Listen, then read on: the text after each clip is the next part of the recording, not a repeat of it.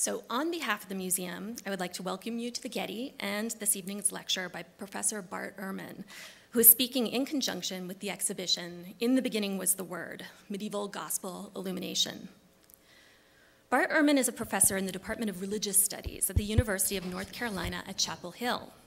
He began his education at the Moody Bible Institute in Chicago and went on to complete his undergraduate work at Wheaton College in Illinois. He received his master's in divinity and a PhD in New Testament studies from the Princeton Theological Seminary. His research is in the fields of New Testament and early Christianity. He has published widely on the historical Jesus, early Christian Apocrypha, and the manuscript tradition of the New Testament. Professor Ehrman's work is well known beyond the scholarly community. Of the 24 books that he has written or edited, 4 have been on the New York Times bestseller list. Many of you are no doubt familiar with the books Jesus Interrupted, God's Problem, Misquoting Jesus, and Forged. He has also published on the recently discovered Gospel of Judas. His current book projects include Forgery and Counterforgery in the Early Christian Tradition and How Jesus Became God, From Jewish Preacher to the Lord of All.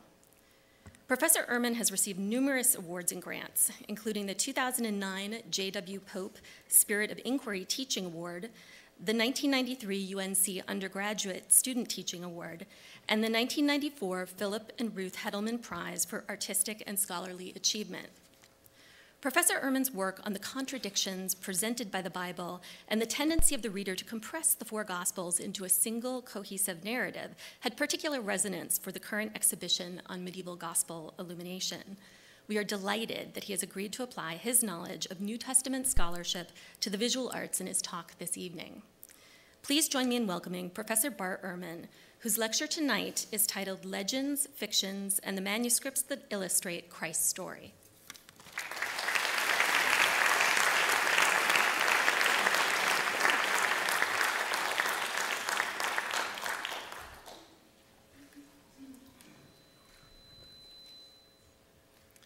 Well, thank you very much for that generous introduction.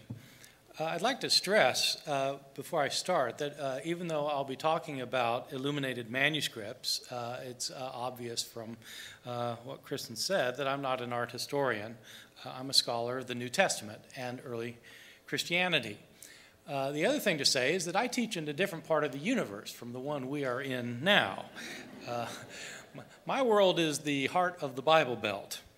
My students at the University of North Carolina tend to be conservative evangelicals who, as a rule, think that if you don't believe in the Bible, you can't be a Christian.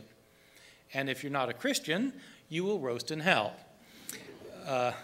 which means the Bible is very important for these people. The thing about my students is that most of them believe in the Bible more than they know about it. In fact, they know very little about the Bible, as it turns out. This comes as a constant surprise to me every year, but it is nonetheless true and becomes clear to me when I teach my introduction to the New Testament class every spring. This class is a large class. Sometimes it's 300 students, sometimes 360 students, and I begin the class by giving them, on the first day of class, before I've taught them a single thing, I give them a pop quiz. I give them this pop quiz because I'm interested in knowing what do they know about the New Testament, and I'm interested in them knowing what do they know about the New Testament. It's not a hard quiz. There are 11 questions on it, and I tell my students that if anyone in the class gets 8 of these right, I'll buy you dinner at the Armadillo Grill. Last year I bought one dinner. They're not hard questions. So I start off. The first question is, how many books are in the New Testament?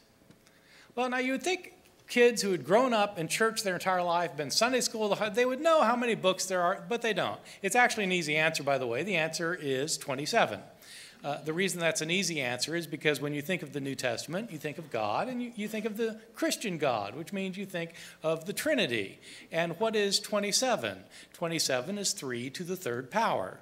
3 times 3 times 3. It's a miracle. I then asked them, in what language were these books written? And this is an interesting question to ask because, as it turns out, a lot of my students think that the answer is Hebrew. And I've never quite figured it out, but I think it's because when they watch these shows on the Discovery Channel or the History Channel about Jesus, they're always flashing up Hebrew manuscripts behind them, so they associate Hebrew with Jesus. But it turns out Hebrew is not the right answer. Usually I have maybe just 5 or 6 students who think that the answer is English. The right answer is Greek, is the language of the New Testament, as is the language of many of the manuscripts that are in this collection. I mean, I do have to admit, I do throw in a few curveballs because I don't want to buy any dinners. And so one of my curveballs is, what was the Apostle Paul's last name? And invariably, I'll have some students say, of Tarsus, which is true enough. But the reason I have, part of what I do with this quiz is I try to teach them something in the midst of giving them this quiz. And one of the things I want them to know is that in the ancient world, most people did not have last names.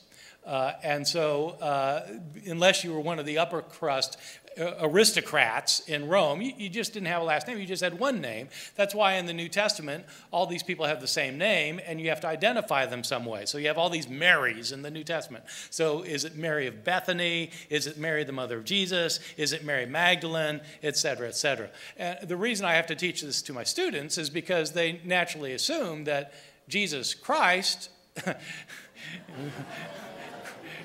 Christ is his last name, and so I have to tell them that it's not Jesus Christ born to Joseph and Mary Christ.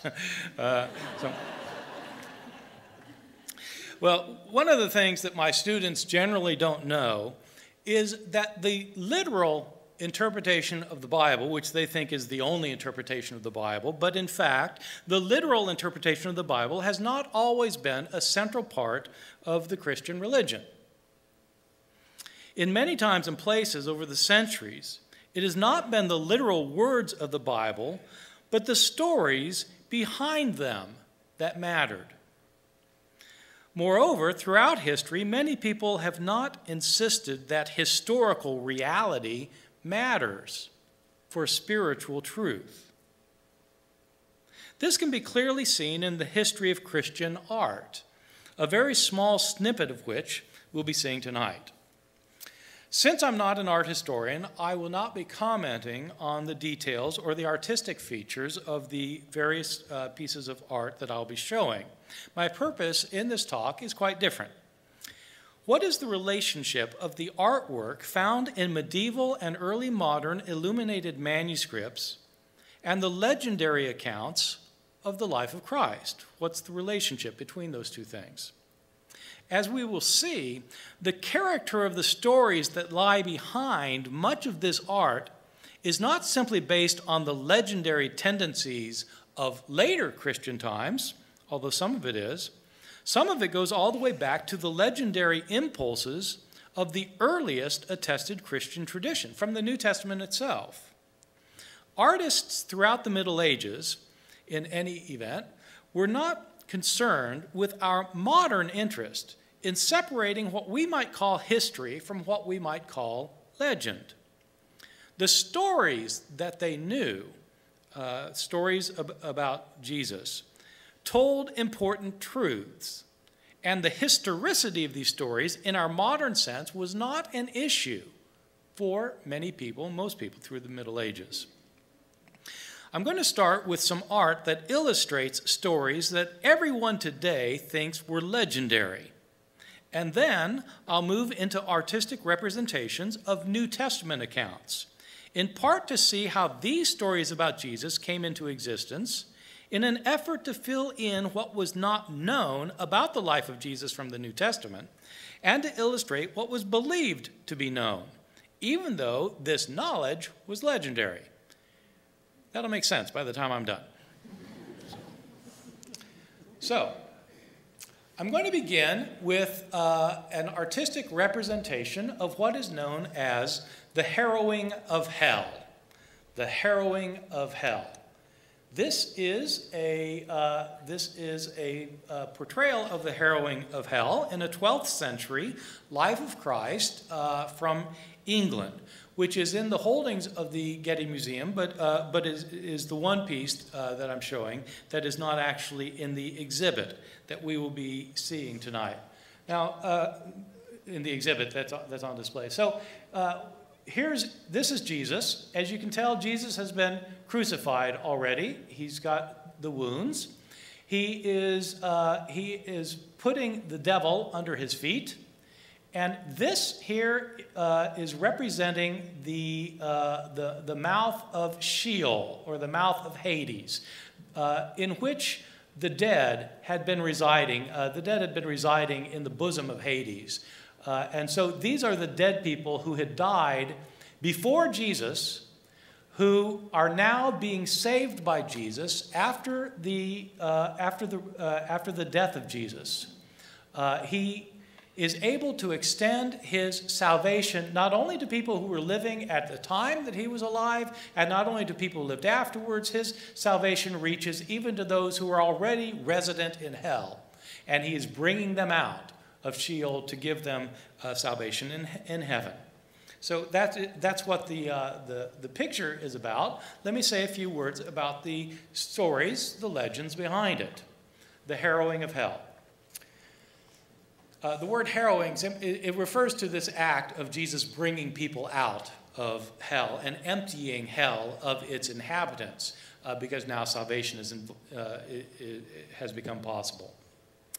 In the New Testament Gospels, we have, of course, 4 accounts, Matthew, Mark, Luke, and John, that describe the death and the resurrection of Jesus. Jesus, in the 4 accounts, is executed by crucifixion on a Friday, and on Sunday, on the 3rd day, he then is raised from the dead. You find this in Matthew, Mark, Luke, and John. His death on Friday, resurrection on Sunday. What the Gospels give no indication of is what the Spirit of Christ was doing during those 3 days. Jesus' body was in the tomb, but where was his spirit and what was he doing?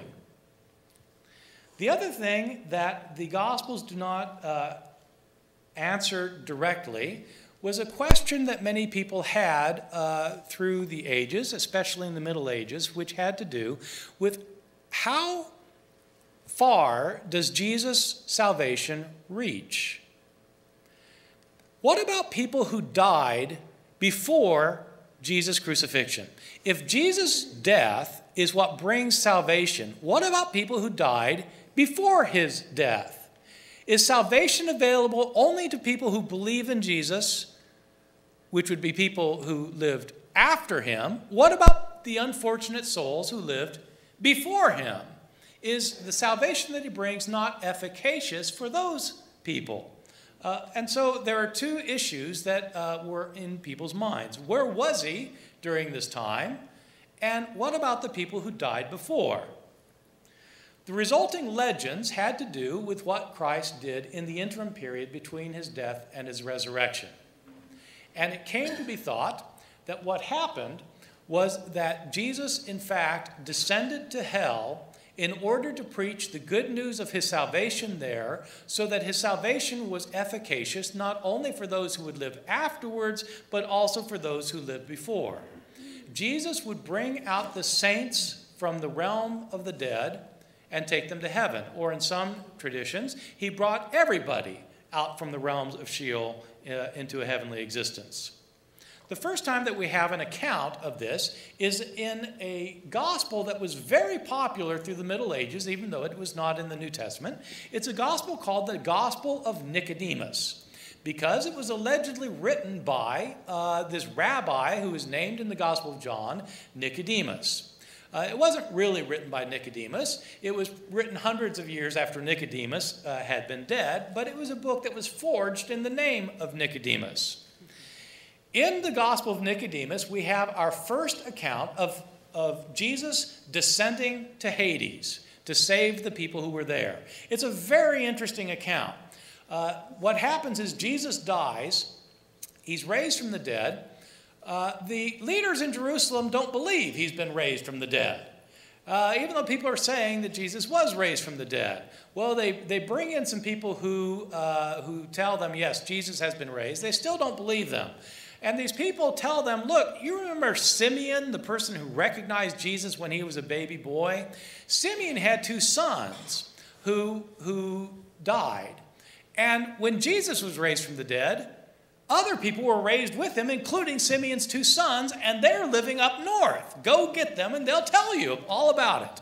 And so they go and get Simeon's 2 sons. They bring him to Jerusalem, bring him in front of the Jewish council, and they ask him, is it true you were dead? Yes, we were dead. Well, what are you doing here? Well, we were raised from the dead.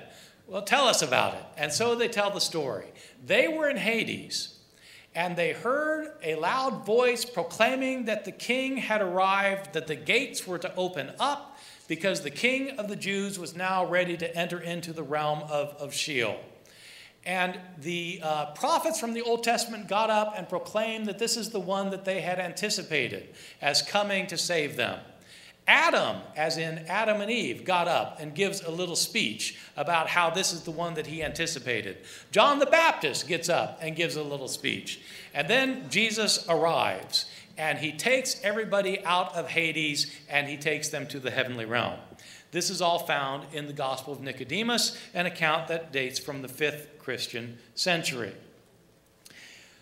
Medieval artists were quite taken with this idea of Jesus going to the realm of the damned and bringing his salvation to them. It didn't matter to them that this wasn't in the New Testament, and it probably would not have made sense to them if you had told them that, well, it really didn't happen. This was a story that conveyed theological truths to them, and it didn't much matter whether it made it into the New Testament or not. And so we have a number of artistic representations then of this harrowing of hell, Jesus bringing salvation to those who were already imprisoned in Sheol. My second piece of art has to do with another legendary account that just about everybody today agrees is legendary, having to do with the birth of Jesus' mother, Mary. This piece of art is found in an illuminated manuscript that is a collection of masses, Catholic masses, for high feasts. It's a 15th century manuscript, and it is in the exhibit here in the Getty. This is the birth, not the birth of Jesus, it's the birth of his mother, his mother Mary. In the scene, this is Anna, who is the saintly mother of Mary, according to legend. You can see she's saintly because she has a halo. This is one of those scenes where you get several scenes going on at different times. Down here is Anna again, this time carrying the baby Mary in her arms with a halo also here. And this is an angel who's preparing the bath for Mary to take. And so this is an account of Anna giving birth with her 2 attendants here, giving birth to Mary. What can we say about the birth of Mary according to early Christian legend? The New Testament is virtually silent about the mother of Jesus. The New Testament tells us almost nothing about Jesus' parents or his family. His parents, of course, are named Mary and Joseph. They're betrothed to be married, but they're not married. When Mary becomes pregnant, and she, of course, is not made pregnant by her betrothed to Joseph, but is become pregnant by the Holy Spirit. And so the child that is born of Mary is born of a woman who is a virgin. But we're not told anything about Mary, and people wondered about it. Who exactly was Mary that she was the one who was given the right to bear the Son of God? I mean, what was so special about her? Well, this was a very pressing question for people who were interested in the lineage of Jesus. And in particular, there were some theological reasons that people were interested in this question. There were debates about whether Jesus really was a human like the rest of us. Now, the rest of us, you may have noted, commit sins. If Jesus was really a human being, Did he commit sins? No, he didn't commit sins. Well, how could he be human if he didn't commit sins? Well, he didn't commit sins because he didn't really have a sin nature like the rest of us. Yeah, but the rest of us are born with a sin nature. Yes, but Jesus was born of a virgin. And so he didn't have the sin nature. Yeah, but didn't his mother have a sin nature? So why didn't she pass on the sin nature to her son? Well, these are the kinds of theological questions people were asking. And unfortunately, the New Testament did not provide answers for these theological questions. And as a result, a number of legends sprang up. The earliest account we have of these legends about Mary is in a book that did not make it into the New Testament, but was exceedingly popular through the Middle Ages, at least as popular as many of the books of the New Testament. It's a book that scholars call the Protevangelium Jacobi. Scholars call it this because when you're a scholar, you much prefer a Latin phrase when you have an English phrase that works perfectly well. This shows that you're an educated person. And so you call it the Protevangelium Jacobi instead of what it means, which is the proto-gospel of James. This is called a proto-gospel, this book, because it deals with the events that transpired, by and large, before the Gospels. The Gospels begin with Joseph and Mary, at least Matthew and Luke do, begin with Joseph and Mary. Well, what happened before these episodes? That's what the proto-gospel of James talks about. It's a very interesting book. It probably first came into existence sometime in the second Christian century, maybe 100 years after Matthew, Mark, Luke, and John. It is an account of what happened when Mary was born and subsequent events up through the birth of Jesus and a few episodes when he was a young boy. So what happened with Mary was this. There was a very wealthy Jewish man named Joachim who was married to a woman named Anna. They were very righteous, very pious before God. They were also extremely wealthy and well-connected and a high social class. But unfortunately, they were not able to have children. And they were quite upset about this. And so Joachim decided that he was going to rebel a bit. He left home, went off into the mountains by himself, and for 40 days and 40 nights he fasted, saying he would not eat or drink anything until God appeared to him to answer his prayer. Meanwhile, Anna, back home, is very upset that she cannot conceive a child, and she prays a bitter prayer of lament to God. Why can't she bear a child? God hears her prayer and sends an angelic messenger to let her know that she has, in fact, conceived a child, and this child is miraculously born. Now, it's not that the child is born of a virgin. Anna was not a virgin. She and her husband had been trying to have babies for a very long time.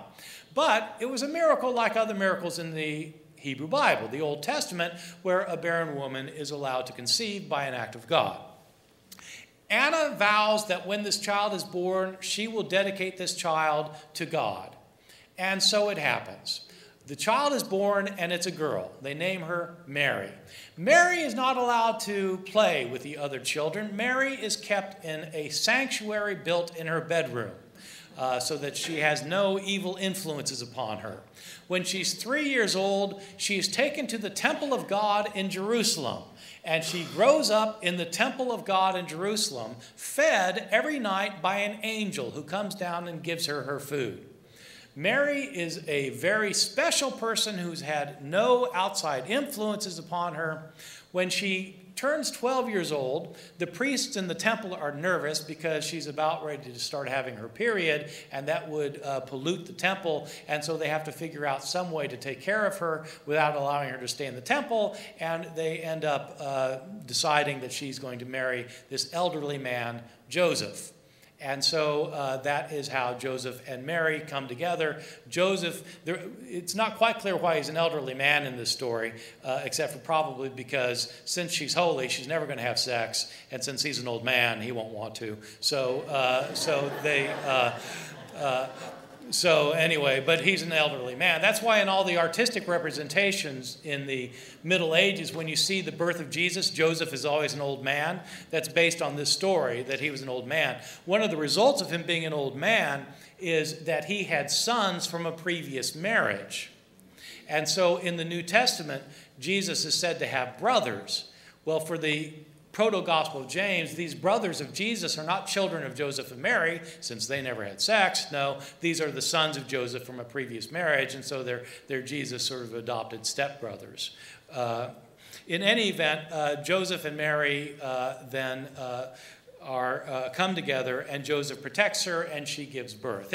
It's a terrific story, and actually one of the most terrific scenes in the Proto-Gospel of James is one that's not found in this particular piece of art I'm showing you. It's what happens is Mary gives birth, and Joseph has gone off to try and find a midwife to help out during the birth process, but he gets there too late. He and the midwife arrive to the cave where Mary is. There's a bright light there, and there's a child who's actually walking around, and it's Jesus, who's just been born. And Joseph tells the midwife, it's not my child. It's not, and she doesn't believe him. She goes off. She finds another midwife named Salome. She says, Salome, you won't believe this. A virgin has just given birth. And Salome says, no, I don't believe you. She says, unless I test her virginity, I won't believe it. So she goes back to the cave, and in one of the strangest incidents in all of the Gospels of any kind whatsoever, Salome gives Mary a postpartum examination. And she finds that her hymen is still intact. And so she realizes she really is a virgin. And for her troubles, her hand starts burning off because God's upset with her putting him to the test. And she has to go to the baby child Jesus, lifts him up, and her hand is healed. And that's the end of that story. Well, very strange indeed. We don't seem to have an artistic representation of that particular incident. This then is the birth of Mary to Anna, featured in this 15th century manuscript that you can see in the collection. I'm going to move on now to artistic representations of things that are in the New Testament, and my thesis is that these too involve legendary accounts. I'm going to begin by looking at an artistic representation of the 7 last words of the dying Jesus.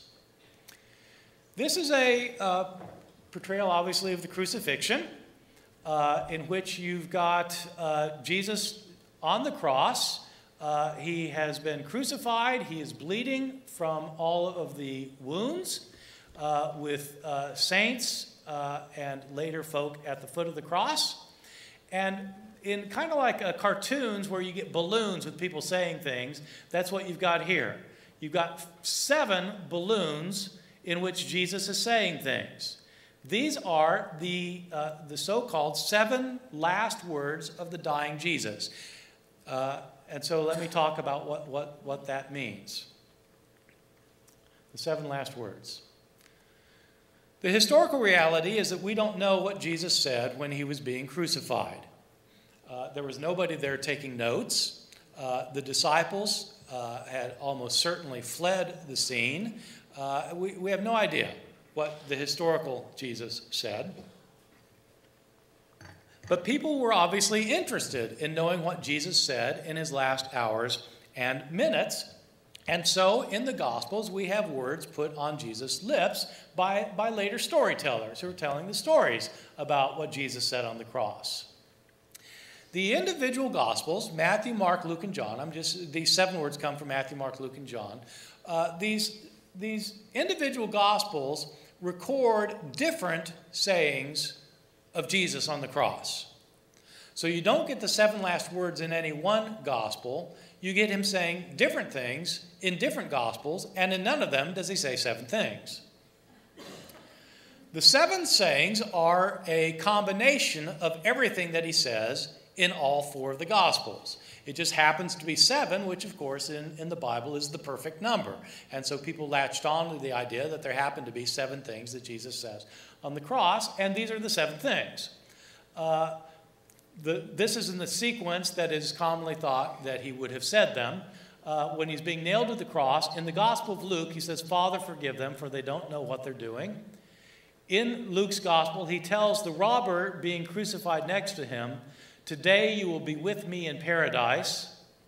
In the Gospel of John, at the foot of the cross is the beloved disciple John and Jesus' mother Mary. And Jesus from the cross says to John, "Behold," to his mother, "Behold your son." And he says to John, "Behold your mother." In the Gospels of Mark and Matthew, Jesus cries out on the cross, my God, why have you forsaken me?" In John's Gospel, he indicates, "I thirst." After that, in John's Gospel, he proclaims, "It is finished." And in the Gospel of Luke, right before he dies, he says, "Father, into your hands I commit my spirit." These are the 7 last words of the dying Jesus when you combine the 4 Gospels into one long account. I want to explain why professional interpreters of the Bible have found it problematic, this combining of the different things that Jesus says into the different Gospels into one long narrative of the 7 sayings of the dying Jesus. What probably all serious critical scholars of the Bible think is that when you read one of the Gospels, you need to let that Gospel say what it has to say and not pretend that it's saying something that another one of the Gospels is saying. Each of these authors of the Gospels, Matthew, Mark, Luke, and John, had their own points that they wanted to emphasize. And if you pretend that Matthew is saying the same thing that John is saying, you're importing John into a gospel that wasn't John. You're making now Matthew sound like John when Matthew isn't John. Matthew is Matthew. It's like today, if I write a book and somebody else writes a book, and somebody says, I'm saying the same thing this other person's saying, I might be saying something completely different. And I don't want anybody to interpret my book in light of what somebody else says. So when you read my book, Misquoting Jesus, and then you read, Rush Limbaugh, don't confuse me with him. Well, it's the same thing with any author at any time. You should let each author say what they have to say. It's true of Matthew, Mark, Luke, and John. This matters with the last sayings of Jesus, and let me try and illustrate why it matters by looking at 2 of the Gospels. It matters at least to professional interpreters of these books. In Mark's Gospel, which is our first Gospel, Jesus, in fact, says very little when he is being crucified. Jesus is condemned to death by Pontius Pilate, the Roman governor of Judea, and he's taken off to be crucified, and Jesus doesn't say anything on the way to be crucified. They nail him to the cross in Mark's Gospel, and he doesn't say anything. He's silent the whole time. It's almost as if he's in shock. He's hanging on the cross, and while he's hanging on the cross, everybody mocks him. The Roman soldiers mock him. The people passing by mock him. And both robbers mock him. And Jesus doesn't say anything until the very end. In Mark's Gospel, Jesus says the only thing that he says in the crucifixion scene in Mark's Gospel, at the very end, Jesus cries out in Aramaic, Eloi, Eloi, lama sabachthani. My God, why have you forsaken me? And he dies. This is a very powerful portrayal of Jesus going to his death. His disciples have fled.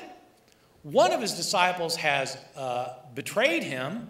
Another one has denied him 3 times. Nobody is with him at the end. Everybody who sees him makes fun of him and mocks him. And at the end, he feels forsaken of God himself. My God, why have you forsaken me? And he dies. I think it's a genuine question in Mark. Jesus really wants to know why even God has forsaken him. You contrast this portrayal with what happens in the Gospel of Luke. Now, in Luke's gospel, Jesus is also condemned by Pontius Pilate and is taken off to be crucified. But on the way to be crucified, in Luke's gospel, Jesus is not silent. He sees some women by the side of the road who are weeping for him. And he turns to them and he says, "Daughters of Jerusalem, don't weep for me. Weep for yourselves and for your children, for the fate that's to befall you." He's more concerned about these women than he is about his own fate. When he's being nailed to the cross in Luke's gospel, he's not silent. Instead, he prays, "Father, forgive them, for they don't know what they're doing." This does not seem to be somebody who's in shock, who doesn't know what's happening to him. While he's hanging on the cross in Luke's gospel, Jesus is not silent. Jesus actually has an intelligent conversation with one of the people being crucified with him. One of the two people, not both of them as in Mark, one of the two people being crucified with him starts mocking Jesus, and the other one tells him to be quiet. And he says, because Jesus has done nothing to deserve this. Then he turns his head to Jesus and he says, "Lord, remember me when you come into your kingdom." And Jesus says to him, "Truly I tell you, today you will be with me in paradise." Jesus, in Luke's gospel, knows exactly what's happening to him. He knows why it's happening to him, and he knows what's going to happen to him after it happens to him. He's going to wake up in paradise, and this guy's going to be with him. This is not a Jesus who feels forsaken of God at the very end. Most telling of all, instead of crying out, my God, why have you forsaken me?" Jesus says, "Father, into your hands I commit my spirit." And he dies. He knows that he's on the side of the Father and that the Father is on his side and he's doing the will of the Father and he's going to wake up in paradise when this is all over. This is a very different portrayal of Jesus going to his death from what you get in Mark. What people do, of course, is they read Mark and they read Luke and they smash them together into one big gospel.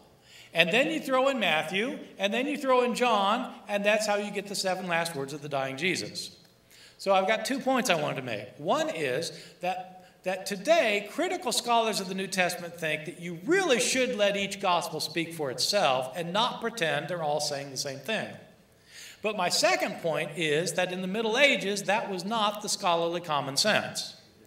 In the Middle Ages, it was just the opposite common sense, which is that these are all important stories and they can complement one another.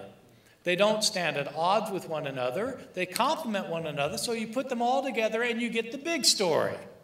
That's the common sense in the Middle Ages, and it's often the common sense that people have today, of course, when they read all the Gospels as if they're all saying the same thing. And so that is what I would call the medieval and the modern legendary perspective on the 7 last words of the dying Jesus. And so there we are again with it.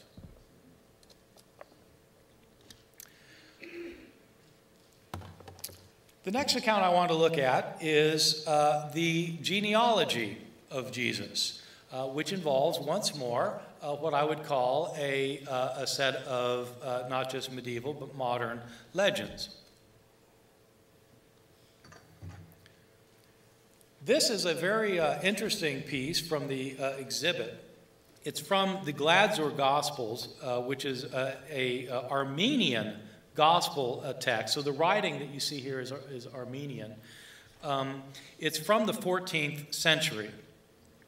This is an account of Jesus, of the genealogy of Jesus. So who begat whom, begat whom, begat whom. My students think the genealogies are the most boring part of the Bible. But you know, when they're taking the New Testament class, I have no sympathy for them at all. You know, I tell them, look, Matthew's genealogy is 16 verses long. It's just 16 verses long. If you want a genealogy, go to 1 Chronicles. 9 chapters of who begat whom. So and the genealogies in the New Testament, Matthew and Luke. Matthew and Luke are the 2 Gospels in the New Testament that give genealogies.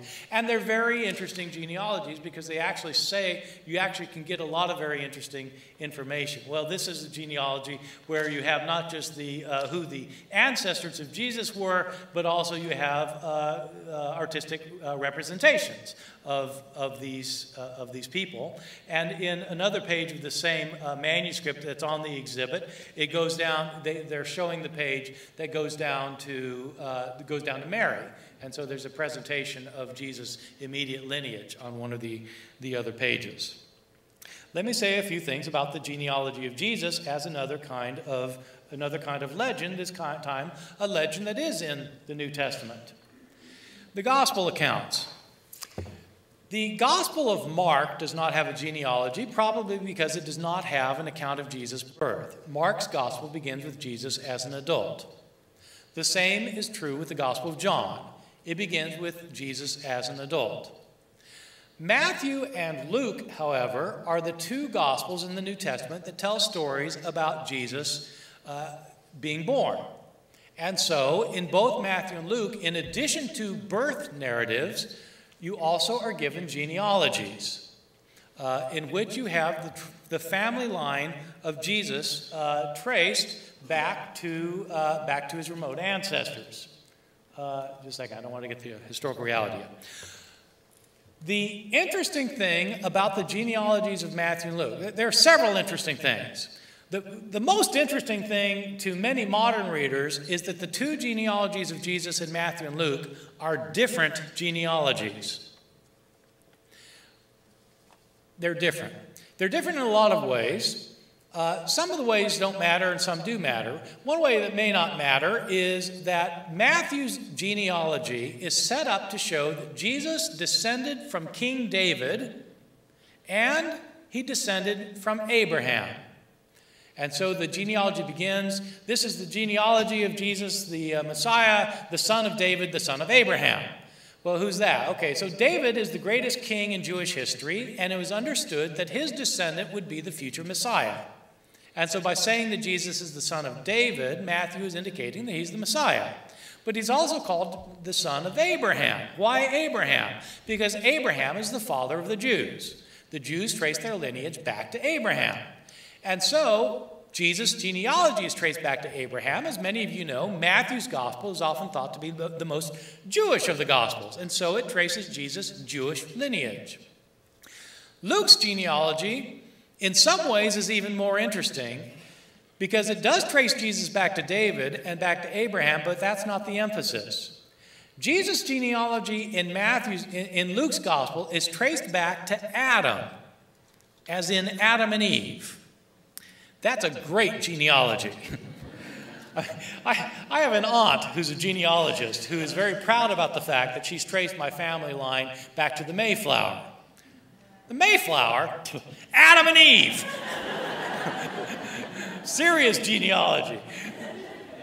The logic of Adam's genealogy, of Luke's genealogy, is that unlike Matthew wants to show that Jesus is the Savior to the Jews, the Jewish Messiah, Luke wants to emphasize that Jesus is the Savior of all people, Jews and Gentiles. And so his line is traced back to the first human, to Adam himself. So that's a difference, but it's not a discrepancy or a contradiction. It's just a difference.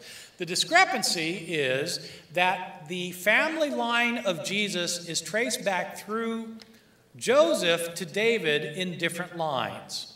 Now, let me make a couple points about that. First, the genealogies are both genealogies of Joseph. That should strike you as very strange, because both Matthew and Luke insist that Jesus was born of a virgin. Joseph was not his father. But the genealogy is the genealogy of Joseph. But Jesus doesn't belong to that family line. Well, the Gospels don't give us an answer to that one. I think you have to assume that he was adopted by Joseph, and so he was sort of adopted into the line, but he's not part of the bloodline, which is the point of a genealogy. Neither of the Gospels trace the line of Mary. They're both tracing Joseph. But what is even more interesting is that they're different genealogies of Joseph. If you look carefully, you don't have to look too carefully, just read what it says. Ask yourself, who is Joseph's father? It depends whether you're reading Matthew or Luke. Who's his grandfather? Different names. Great-grandfather? Different names. Different names all the way from Joseph back to King David. In Matthew's genealogy, Joseph descends from David's son Solomon. In Luke's genealogy, he descends from David's son Nathan. Different. Well, how can that be? Well, it can't be, literally. What's going on here is that both of these authors want to trace the genealogy of Jesus, and the reality is they don't know. I mean, how would they know? People have this mistaken notion that in the ancient world, everybody kept detailed records of these things. People did not keep detailed records of these things. And so Matthew and Luke have had to do the best they could to come up with genealogies of Jesus for purposes of their own. The historical reality is we don't know who Joseph's father or grandfather or great-grandfather was. It's something we simply can't know. I should add, one of the interesting things about Matthew's genealogy is that it is clearly a constructed genealogy. Matthew goes through the genealogy from Abraham to David, and then he goes from David to the biggest disaster in the history of ancient Israel when they were destroyed by the Babylonians for the Babylonian exile that happened in the 6th century. And then he goes from the Babylonian exile down to Jesus. He divides it into thirds. And what he tells you, and it's when you add it up, he points out that there were 14 generations between Abraham and David, 14 generations between David and the Babylonian exile, and 14 generations between the Babylonian exile and the Messiah, Jesus. 14, 14, 14.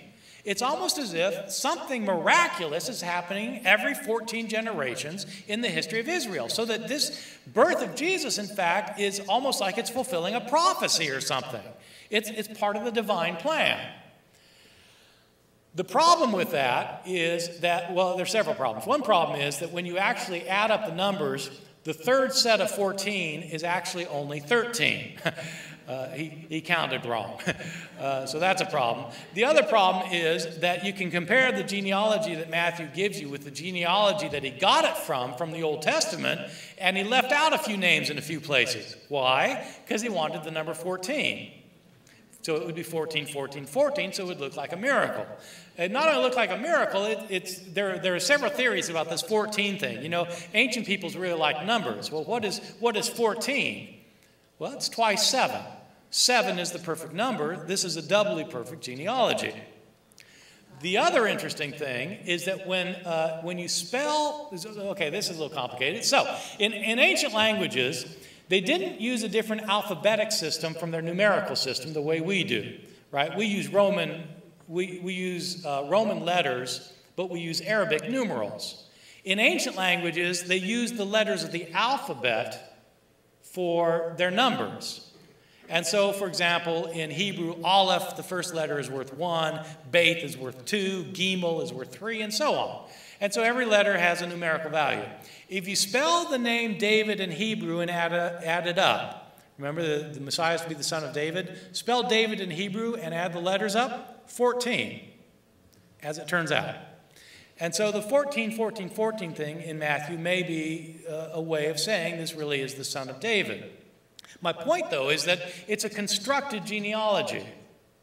In other words, it's not something that you can go to the bank on as being historically accurate. It's not historically accurate. People wanted to say that Jesus had certain kinds of lineages, certain genealogical lineage, and they had to make up genealogies in order to pull it off, including the genealogies that ended up making it into the New Testament of Matthew and Luke. And so another picture of Jesus' relatives, his ancestors. Finally, this will be my last point about legends involving the New Testament. The authors of the New Testament Gospels themselves.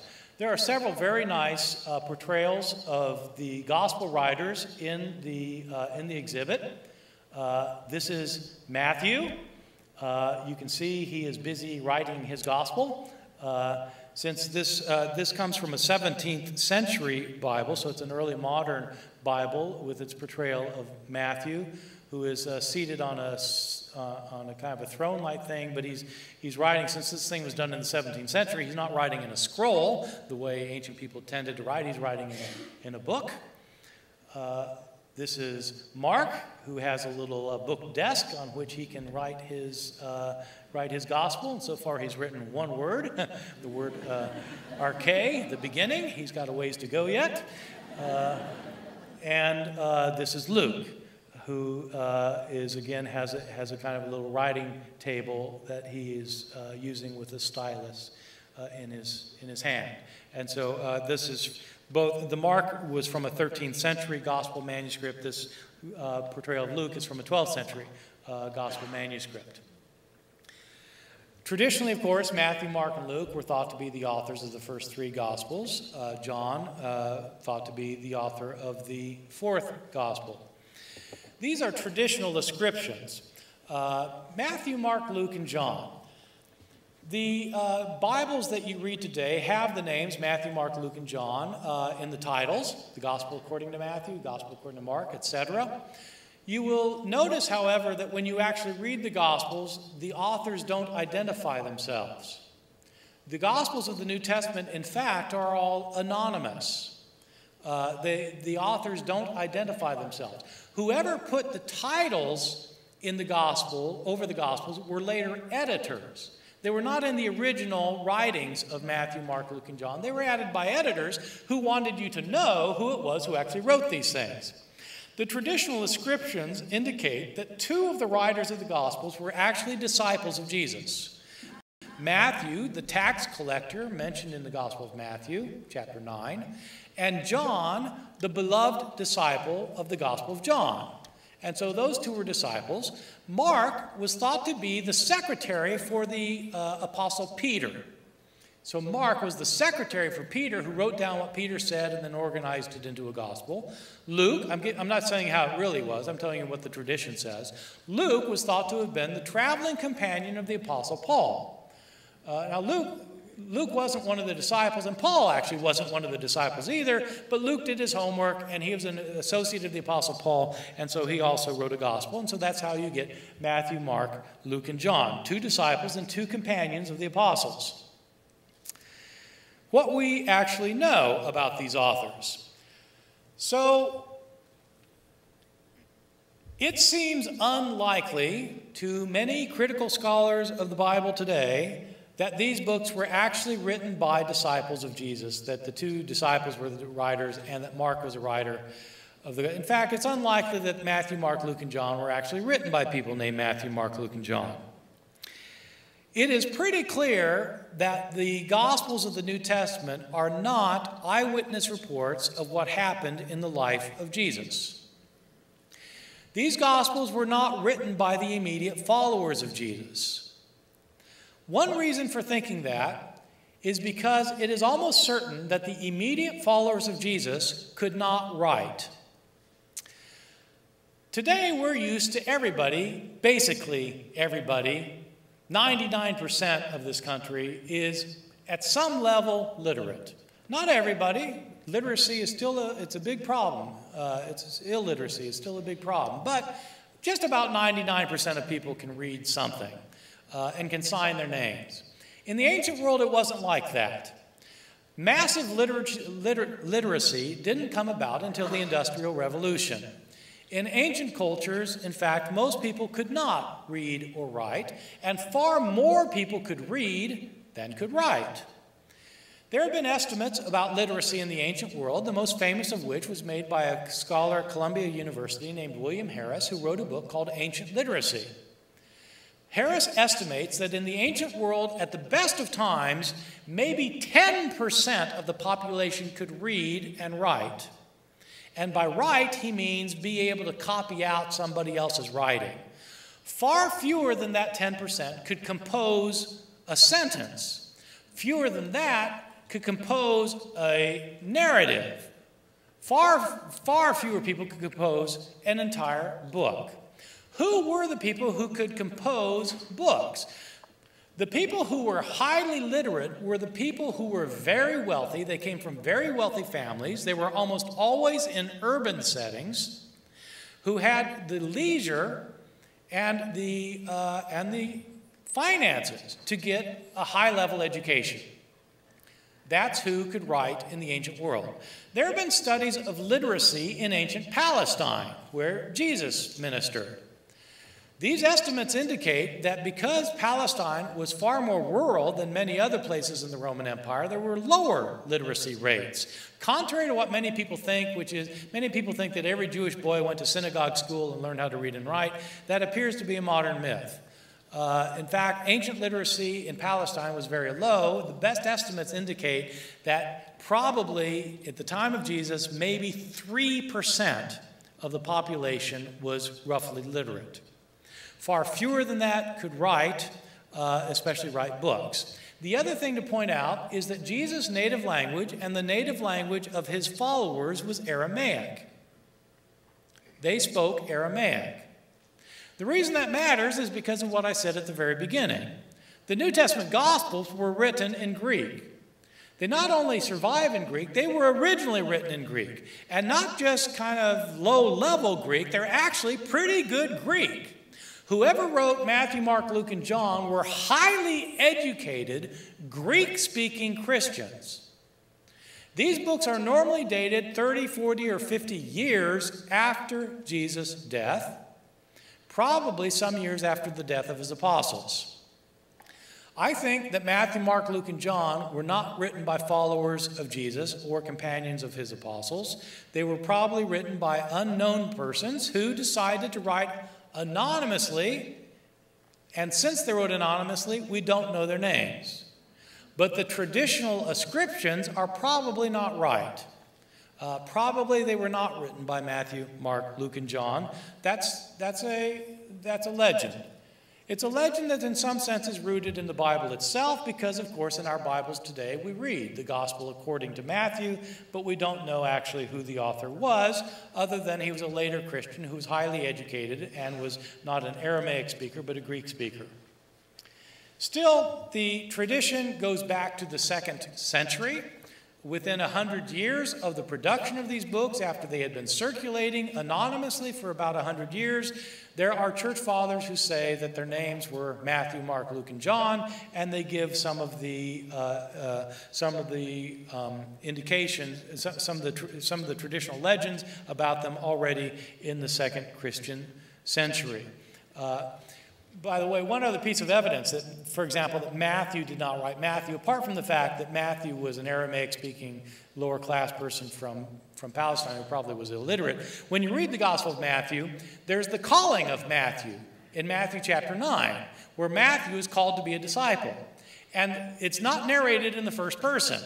In other words, the author doesn't say, one day Jesus came up to my tax collecting booth and he said to me, he doesn't narrate it, he narrates it in the third person. Why is it narrated in the third person? Because he's talking about somebody else. It's only later people who said, oh yeah, the person who wrote this thing is Matthew. Let me wrap this up with just a few conclusions, and then I will be happy to entertain any questions. This artwork is compelling on its own terms. This exhibit here in the Getty provides superb examples of medieval illuminated manuscripts that is interesting in artistic terms. It is also interesting because of what it tells us about what people were thinking through the Middle Ages, at least the artists who were producing this work, who I think in many ways were thinking about the stories of Jesus the way other medieval people were thinking who were not artistically gifted. The stories of Jesus were important because they told spiritual truths. It did not matter to these people that this actually happened or this actually didn't happen. They didn't think in those historiographic terms. There were stories being told about Jesus that were valuable as stories because the stories themselves conveyed spiritual truths. It did not matter to these people whether these stories were really in the Bible or not. They didn't have a clear sense of which books are in and which are out. The educated people could have told you, but uneducated people, in other words, the vast majority of people in the medieval period and the early modern period, probably could not tell you which books are really in the New Testament. They had heard stories about Jesus, and the stories they heard were valuable in and of themselves, whether they were in the Bible or not. The stories were not necessarily to be taken literally and to be taken apart word for word in a kind of careful exegesis of the passages. The stories conveyed spiritual truth that you could talk about. You could talk about these stories and learn from them. The art helped people think about these stories. They helped them reflect on these stories, and they helped them see the spiritual truths that they found in these stories. Thank you very much.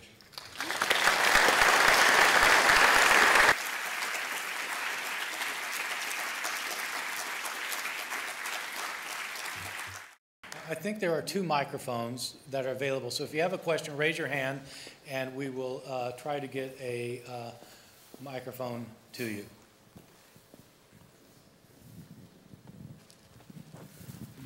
Hi, Mike McNamara.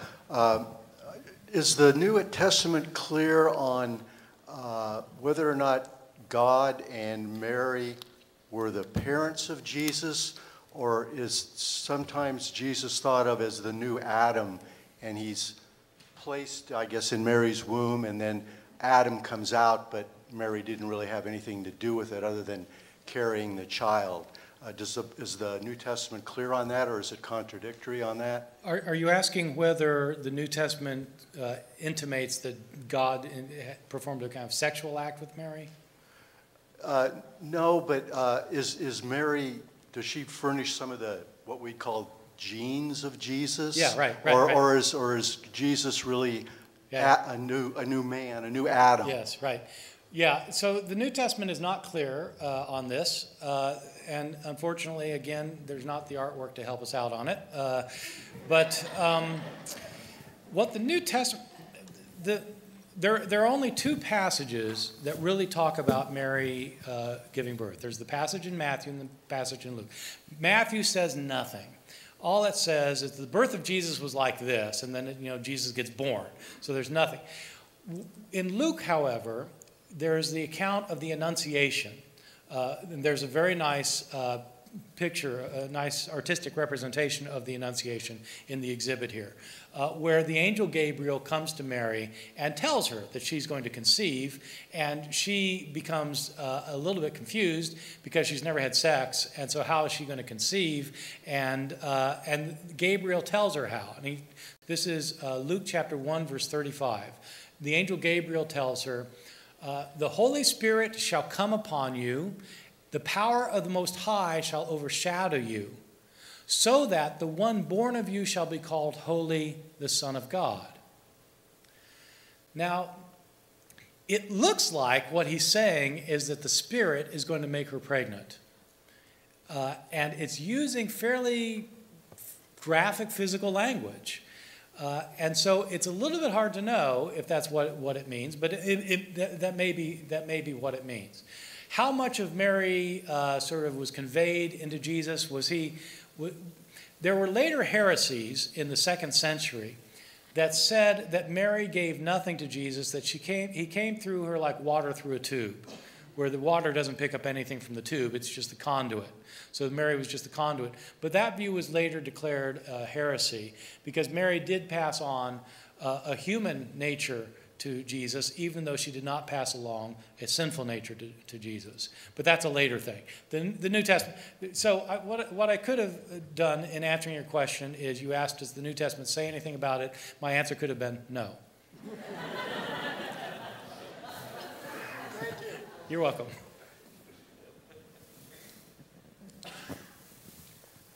Hi, this is maybe a little bit off topic, but I've seen portrayals of Jesus as Sol Invictus in Roman mosaics. Are you aware of any portrayal of Jesus in the Docetic tradition? Any portrayals of Jesus? So you're not asking about Sol Invictus, you're asking about the Docetic tradition? Just how some of the heretical views survived in art. Yeah, no, I don't know anything about that. Right. How would you portray a docetic Jesus? I guess maybe a blank page, right? He wouldn't be there. So I don't know. What does that word mean? Yeah. Salvador Dali's Last Supper. Okay, yeah, sorry. We're doing inside talk. Right. So, right. When he's referring to a docetic view of Jesus, in the early church, there were debates about there were debates. Who is Jesus? I mean, is he a human? If he's human, is he also God? If he's God, how can he be human? And there were all sorts of variations about different people had different opinions. There were some people who said Jesus is a full flesh and blood human being. His parents were Mary and Joseph. They had sex. They had a baby. His name was Jesus. He was more righteous than anyone else, and he was chosen by God to be the Savior of the world. So he was a human. But if he's a human, he's not God because there's only one God. And if Jesus is God and God is God, you've got two gods. So that you don't have two gods, you got one God. And so there were people who said Jesus is human, but he's not God. There were other people who said Jesus is God, but he's not human. If he's God, he can't be human. I mean, you know, a human can't be God any more than a human can be a grape. I mean, they're different things. And so if you're God, you're not human. If you're human, you're not God. Well, then, if Jesus is God, why did he seem to be human? This is where the word docetic comes in. Docetic comes from a Greek word, dokeo, which means to seem or to appear. There were early Christians who said that Jesus was God who only seemed to be human. He appeared to have flesh and blood, but he didn't really. It was a phantasm. And so he only seemed to be human. So that's a docetic Christology. So both the view that he's completely human but not God, and the view that he's completely God but not human, both of those lost out in the fights about what to believe. And the view that ended up winning out was a compromise position, which said, yes, he's fully human, and yes, he's fully God at the same time. And it's not that he's half human and half God. He's fully human, and he's fully God. And this ended up being declared a mystery. It's declared a mystery because if you can understand it, you misunderstand it. So it's a mystery. Yeah. So in answer to your question, I don't know, until my friend Jeff Syker pointed out Salvador Dali's Last Supper, which is Salvador Dali's best painting, by the way, portrays Jesus as something, you can see through him to the Sea of Galilee. It's a terrific painting. But I don't know anything in the history of Christianity that you could identify as a docetic portrayal.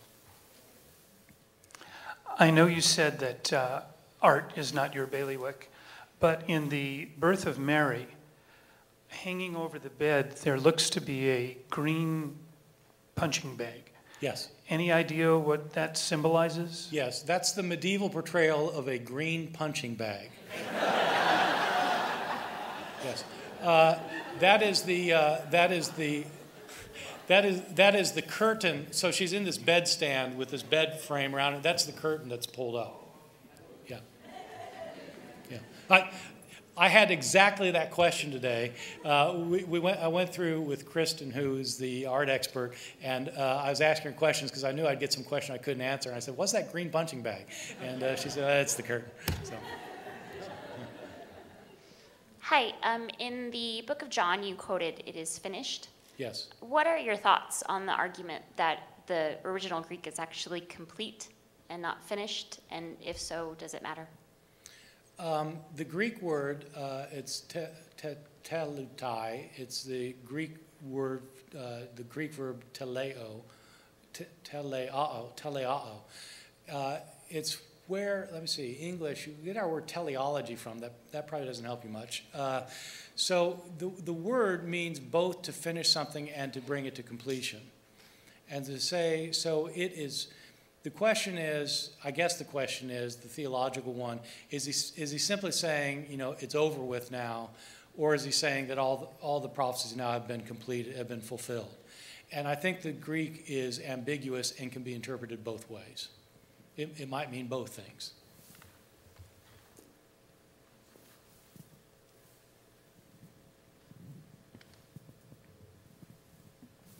I understood that Roman law prescribed crucifixion only for treason. How did the two crucified thieves end up attached to Jesus when Roman law presumably didn't permit that? In Roman law, for one thing, there was not any kind of, it's a very good question. There was not any kind of national Roman law about crucifixion or about most things. Roman law was very good when it came to civil affairs. So there were laws about divorce and about inheritance and about selling your land and about civil affairs. There were very few laws about criminal affairs. Criminal affairs were basically given over to whoever was ruling the province, outside of Rome itself, whoever was ruling the province. So the governor of a province was given pretty much free rein. The logic was that the Romans wanted the provinces, they wanted two things from the governors in the provinces. They wanted the governor to keep the peace, and they wanted the governor to raise taxes for Rome. And whatever it took to bring about those two things, pretty much they had free rein. And so provincial governors could have anybody crucified they wanted to. Usually, you really couldn't, you weren't supposed to crucify a Roman citizen, so that was out. But if you wanted to make a display of somebody, you know, you wanted to shame them publicly and you wanted to set an example, you could have them crucified. Normally, you're right, normally it was reserved for issues of treason, but also it was reserved for the real lowlifes. And so it was not uncommon, for example, for slaves to be crucified. We have numerous accounts of slaves being crucified because they were slaves, and so you crucify them. So these two people being crucified with Jesus, we don't know what the charges were in their case. The charge for Jesus was that he was called the King of the Jews. That's a political charge of sedition against the state. You're claiming to be a king when only the Romans can appoint the king, so I mean it's a political charge. We don't know if the robbers, as they're called, were actually just low-life robbers that they decided to string up, or the word robber that is used in the Gospel of John is a word that is used by the Jewish historian Josephus. The word leistes is used by the Jewish historian Josephus to refer to Jewish guerrilla fighters, so people who are engaged in guerrilla warfare. And so John is suggesting at least that possibly that these might be people who were opposed to the government in some way.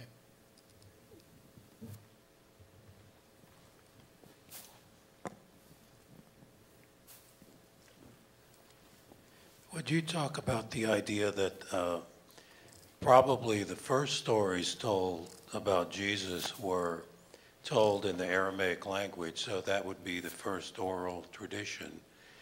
And then perhaps the idea that somewhere along the line, somebody who spoke Aramaic and who could write might have initiated manuscripts or scrolls that later somebody came along and translated into Greek. Yes. Yeah, I think that's absolutely right. The earliest stories about Jesus would have been told by his closest followers who spoke Aramaic, and eventually they got translated into Greek. It creates some interesting situations in the Greek New Testament. For one thing, I quoted this passage from Mark's Gospel, Eloi, Eloi, lama sabachthani, and then Mark says, which translated means, my God, why have you forsaken me? When the Gospel of Mark was translated into Aramaic later, based on the Greek, it's a little bit strange. It cries out, Eloi, Eloi, lama sabachthani, which translated means, Eloi, Eloi, lama sabachthani. See what I mean? Because it's put into Aramaic. The other interesting situation is that sometimes when the translation was made from Aramaic into Greek, something was lost in translation, and you can restore it by translating it back into Aramaic. So there are people who do this, you know, on Saturday night when they've got nothing else to do. As an example, there's this famous line in the Gospel of Mark where Jesus is being upbraided for what his disciples have done, breaking the Sabbath. And Jesus tells his interlocutors that Sabbath was made for man, not man for the Sabbath. Therefore, the Son of Man is the Lord of the Sabbath. Now, when you read that in Greek or English, it doesn't make any sense. Whereas I tell my students, when they run across a therefore, they should ask, what's the therefore, therefore? So in this case, Sabbath was made for man, not man for the Sabbath. Therefore, the Son of Man is the Lord of the Sabbath. It doesn't make sense. Why would Jesus be the Lord of the Sabbath just because Sabbath was made for humans and not the other way around? But if you translate it back into Aramaic, the Greek word, Son of Man in Aramaic is Barnashah. And so the word for Son of Man is Barnashah. And so the original saying was, Sabbath was made for Bar-Nashah, not Bar-Nashah for the Sabbath. Therefore, Bar-Nashah is the Lord of the Sabbath. Now it makes sense. You see, humans have priority over the Sabbath because the Sabbath was made for them, not the other way around. So, but you're absolutely right. It's one of the problems. You know, when you're reading something in the English words of Jesus, you're reading translations of the Greek, which are translations of the Aramaic, and something always is getting lost. Good evening. Thank you very much for your presentation. I'm sorry, where are you? I'm right up here. Yes. What about in either the letter of 1st or 2nd Peter, it talks about Jesus preaching to those in prison, and how does that relate to your Gospel of Nicodemus and the legends of how do you deal with what happened between Friday and Sunday? Yes, thank you. I actually had my Bible here with me because I was going to quote that passage from 1 Peter, chapter 3, verse 19. Is this mic still working? Did the mic just go off? Is it working? Yeah, okay. Maybe I just went off. It's a very strange passage in 1 Peter that biblical interpreters throw up their hands trying to figure out what it means. But what it says is, Jesus was put to death in the flesh, but made alive in the spirit, in which also he went and made a proclamation to the spirits in prison, who in former times did not obey when God waited patiently in the days of Noah during the building of the ark. So it sounds like Jesus went in his spirit, but he went to preach to the people from the days of Noah, who were destroyed when the flood came.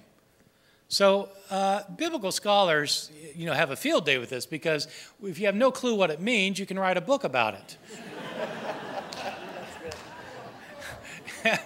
And that is, after all, how you get tenure. Right, so nobody knows what, but this idea of, but you're absolutely right. This passage is the beginning of the idea. Maybe Jesus went somewhere during those 3 days, and so he went to the spirits in prison. So that started the thinking, at least. Yeah. I wanted to ask. Before the next question, from the back of the room, I'm just going to give you some bad news and some good news. The bad news is that the next question will be the last one. The good news is Professor Ehrman has agreed to take a few minutes to sign books that you bought out front afterwards. And we need your cooperation, which is to say, please, after he answers the next question and we thank him one more time, let him get out there. And then the other piece of information is that we did tell him he gets to eat dinner tonight. So we're going to have to let him leave eventually. So last question, please. Thank you. Actually, this is a good last question. Given that you are teaching in the Bible Belt, yes, and what you have just put on the screen in terms of legends and the historicity and all those problems, how does that go down with your students? Right. So, well, I'm still living, so that's good. All right. So I know he wants this to be the last thing and wants me to hurry up, but I mean, okay. I want to tell a story. So here's the deal. My students, some of my students get upset. Some get their eyes opened up. Some think that they are liberated. Now they become crazy, atheists or something. I don't know. I mean, some do that. But mainly most students actually just appreciate getting greater knowledge. For me, actually, the stranger thing is that in my 23 years at Chapel Hill, teaching 300, 500 students a year, I have never gotten a complaint from a parent. And in fact, in all my time in Chapel Hill, I've only received one phone call from a parent. I mean, I've taught, so if I teach I probably have taught 400 a year for 23 years. And so I've taught 10,000 students. I've only got one phone call. So this was about 10 years ago, 12 years ago. I'm sitting in my office. I've just posted my final grades. And I get a mother calls me. And I think, oh, here it goes. I'm going to get my first phone call complaining about a grade. Well, it was kind of that. She was complaining about a grade. Her daughter had taken my class and had gotten an F and had flunked out of school. Dr. Ehrman, I just wish you could change my daughter's grade. I said, well, I can't just change your daughter's grade because you'd like me to. Doctor, I'm just praying to Jesus that you will change that grade. I said, well, I appreciate that, but, there's nothing I can do. And I said, well, give me your daughter's name again. She gave it to me. I said, well, let me go look. And I looked it up, and, I looked at the scores, and she had gotten a 56, and the passing grade was a 60. And so I said, I'm really sorry, but I just can't add points because, you would like me to. Well, Dr. Ehrman, I'm just praying that Jesus will change your mind about that. So, well, okay, I appreciate that, but I just can't hang up. So I started thinking, it was one of these large classes where I had several teaching assistants who had done the grading. And the guy who had been the teaching assistant for this particular woman who would fit. I didn't tell you the important part. Yeah, here's the important part. Yeah. So this woman tells me in the midst of this conversation that she works at a vegetable stand in western North Carolina on the side of a road, and she's been saving her money her entire life so her daughter could go to college. And since she's flunked my class, she's been flunked out of college. And so I'm feeling terrible. I mean, but I can't just add 4 points. I mean, so what can I do? I mean, so I'm feeling bad. So I decided, well, I'm going to look, just look at this. So the thing was, the teaching assistant that this particular woman had is one of these guys who's really good in ancient history, but was never very good in math. And so I pulled out the grades, and I said, I'm going to recrunch these numbers. I re-added them. He was off by 4 points. Absolutely true. This is not a legend. This is absolutely true. He's off by 4 points. She got. I called her up and said, I don't know what kind of prayer life you got. Okay, I need to stop there. Thank you very much.